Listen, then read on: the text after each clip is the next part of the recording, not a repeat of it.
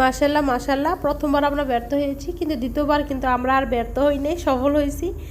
আর প্রথমবার কিন্তু আমাদের একটু ভুল ছিল, সেই ভুলগুলো আমরা দ্বিতীয়বার আর করি নাই। দ্বিতীয়বার আমরা ভুলগুলো শোধরানোর চেষ্টা করছি। মাশাল্লাহ, দেখতে কত সুন্দর হয়েছে, দেখেন কত সফট হয়েছে।